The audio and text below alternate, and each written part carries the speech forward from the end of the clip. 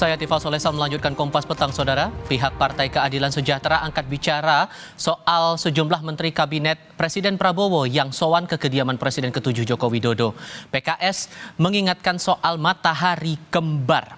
Politisi PKS Mardhani Alisera bilang silaturahmi sejumlah menteri di Kabinet Merah Putih yang juga mantan menteri di era Jokowi bersilaturahmi ke kediaman Jokowi baik. Namun ia mengingatkan jangan sampai ada persepsi matahari kembar.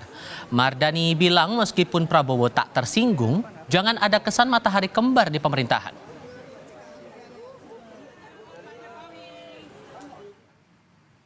Mardhani menyebut, bagaimanapun presiden kita Pak Prabowo dan Pak Prabowo sudah menunjukkan determinasinya, kapasitasnya, komitmennya. Dan saya pikir Pak Prabowo juga tidak tersinggung ketika ada menterinya yang ke Pak Jokowi. Namun yang jadi pesan saya cuma satu, jangan ada matahari kembar. Satu matahari saja lagi berat, apalagi kalau dua. Ujar politisi PKS Mardhani Alisera yang kami kutip dari kompas.com.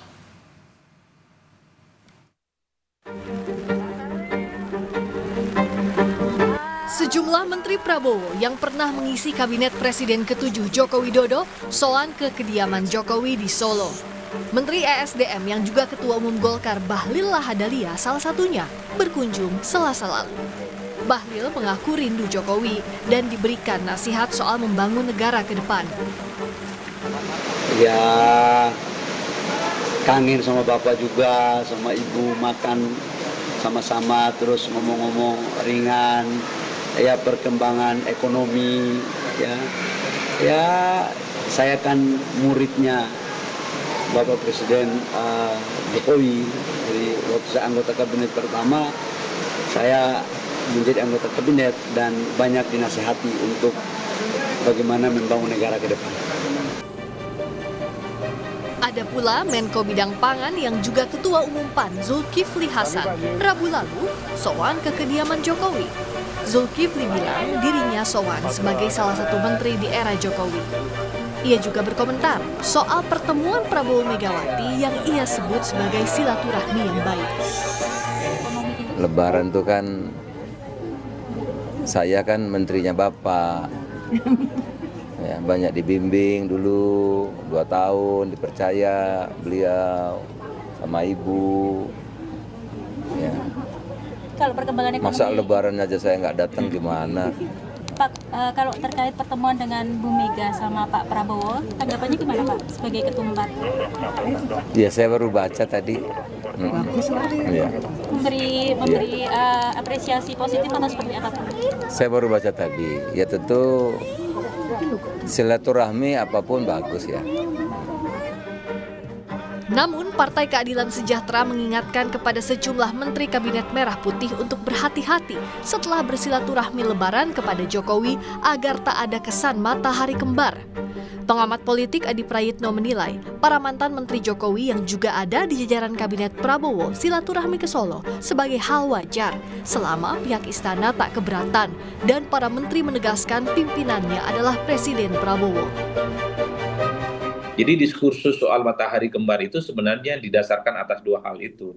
Di mana peran-peran Pak Jokowi, di mana signifikansi Pak Jokowi di pemerintahan Pak Prabowo itu masih cukup terasa dan masih cukup kuat. Apalagi misalnya di berbagai kesempatan Pak Prabowo selalu mengatakan hidup Pak Jokowi, hidup Pak Jokowi. Dan saya kira Pak Prabowo juga tidak bisa menyembunyikan bagaimana rasa kagum, rasa respect, dan ungkapan terima kasihnya yang cukup luar biasa ke Pak Jokowi. Jadi wajar kalau kemudian banyak pihak yang menganggap soal adanya matahari kembar itu. Hati-hati kalau kemudian istana dengan manuver menteri dan wakil menteri yang masih sering ke Solo dan menganggap Jokowi sebagai bos. Nah, kalau itu membuat istana tidak nyaman, ya bukan tidak mungkin. Ada konsekuensinya di kemudian hari, entah itu apa. Sejak hari pertama Idul Fitri, sejumlah tokoh yang dekat dengan Jokowi dan berada di Kabinet Prabowo silih berganti mendatangi kediaman Jokowi di Solo. Para tokoh kompak bilang pertemuan itu dalam rangka silaturahmi kepada Presiden ke-7 Joko Widodo. Tim Liputan Kompas TV.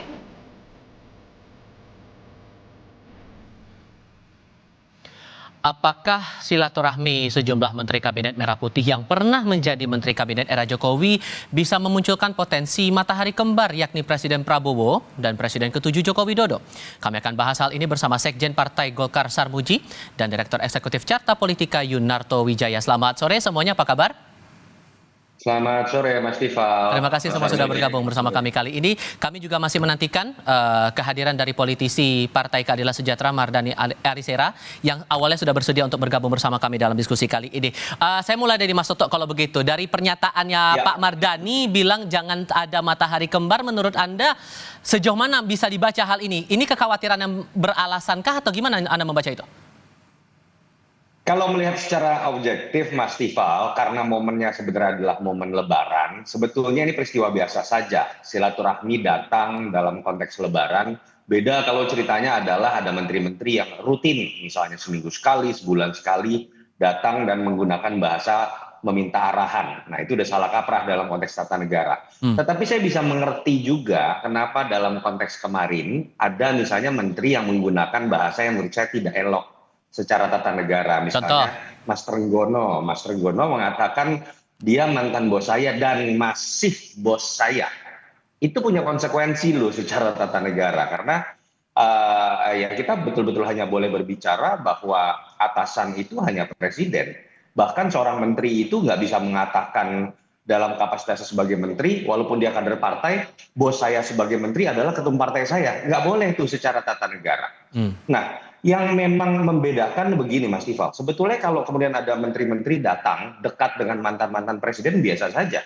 Ibu Sri Mulyani juga datang ke rumahnya Ibu Mega, Pak BGS atau Pak Basuki juga datang ke rumahnya Ibu Mega karena memang memiliki kedekatan pribadi. Tetapi kenapa sih dalam konteks Pak Jokowi dengan Pak Prabowo isu ini lebih menarik? Karena memang ada sesuatu yang berbeda. Pergantian tongkat estafet kekuasaan tidak terjadi biasa-biasa saja. Wakil presidennya Pak Prabowo itu anaknya Pak Jokowi.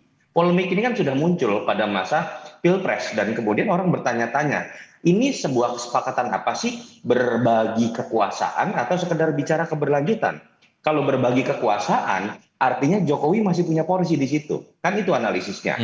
Fakta lain juga mengatakan, fakta empiris, ternyata di belahan dunia lain apa yang terjadi pada skala yang mirip-mirip, walaupun kita nggak tahu konsekuensi akan sama atau tidak, di Filipina situasi yang sama itu tidak berbuah dengan baik. Kita tahu wakil presidennya akhirnya dimakzulkan karena terjadi seperti pertarungan mengambil porsi kekuasaan di antara presiden dan wakil presiden dan juga mantan presidennya. Jadi ini konsekuensi dari sebuah pembelajaran demokrasi yang kurang elok yang terjadi pada pemilu sehingga spekulasi-spekulasi ini masih muncul. Tapi saya berharap sih memang momen Lebaran kemarin hanya berupa silaturahmi saja. Kalau gitu saya konfirmasi langsung ke Pak Mardhani Alisera yang baru saja bergabung bersama kami. Assalamualaikum Pak Mardhani, apa kabar Pak?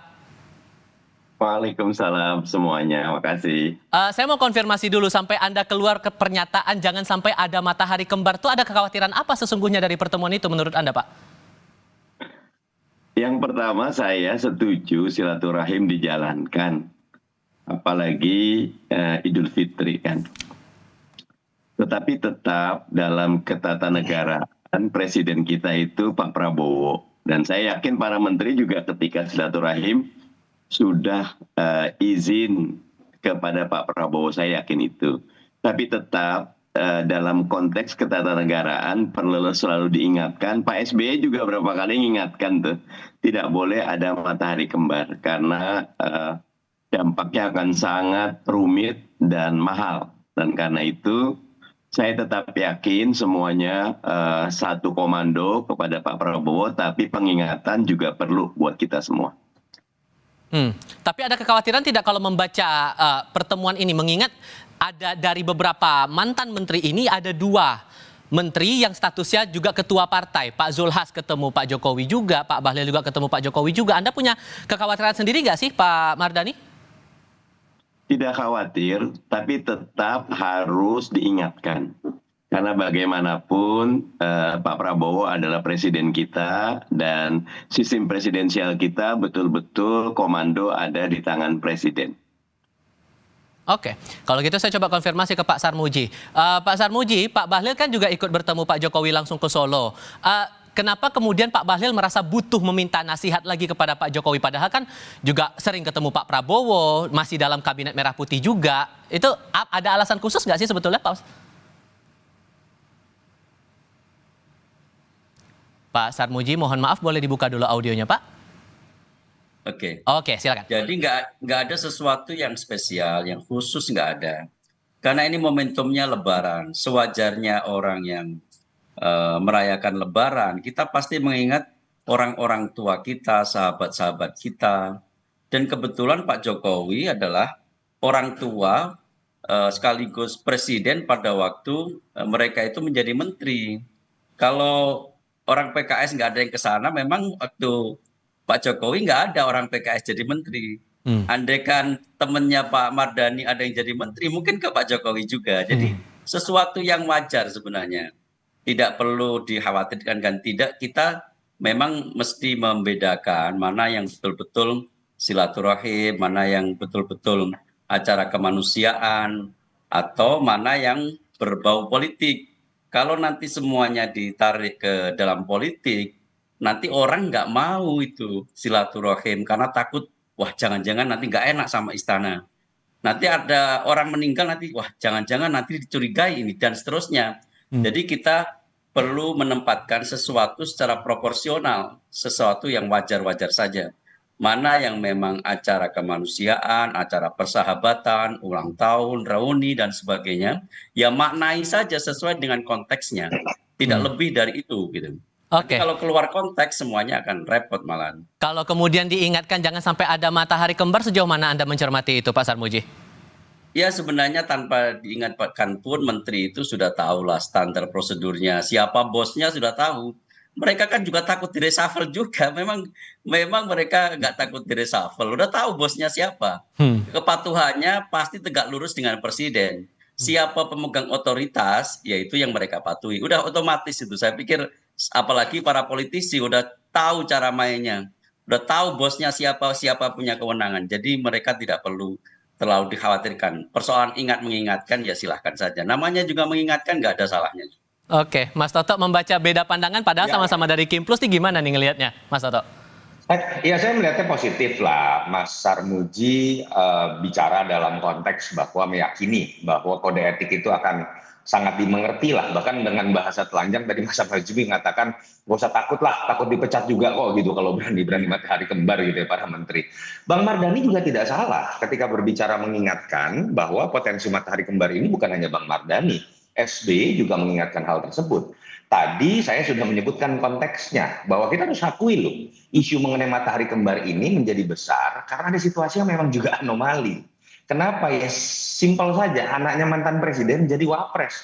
Kalau kita mau bertanya dengan lebih kritis misalnya, berspekulasi, orang bisa saja bertanya, wakil presiden Gibran Rakabuming lebih loyal kepada Pak Presiden atau bapaknya sendiri? Karena mantan presiden adalah bapaknya sendiri. Bukan tidak mungkin setiap hari bertemu, setiap minggu bertemu. Ini kan muncul spekulasi-spekulasi ini berdasarkan anomali-anomali yang dari dulu para pengamat, para peneliti, akademisi sering mengingatkan. Dan ini hanya satu hal kecil Mas Tifal.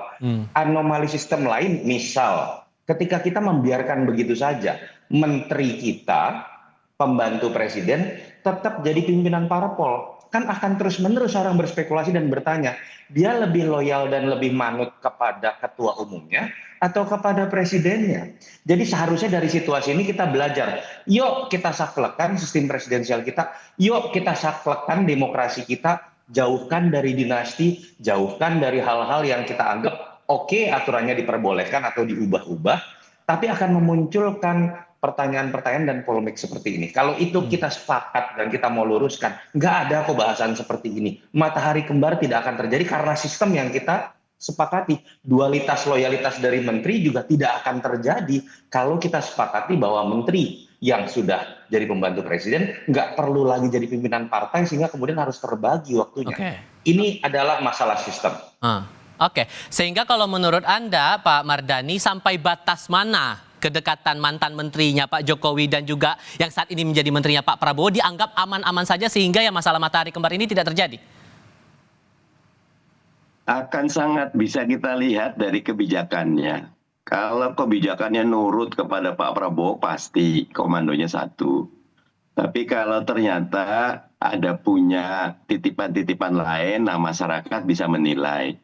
Tapi kalau kita melihat Pak Prabowo juga sangat menghormati Pak Jokowi. Dan buat saya itu budaya yang baik, bahwa tiap presiden itu ada zamannya.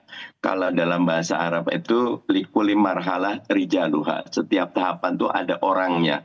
Zaman Pak Jokowi udah selesai, 10 tahun beliau membangun. Sekarang zamannya Pak Prabowo. Tapi Pak Prabowo tidak meninggalkan Pak Jokowi. Tapi tetap diingatkan dalam sistem presidensialisme kita tidak boleh ada matahari kembar.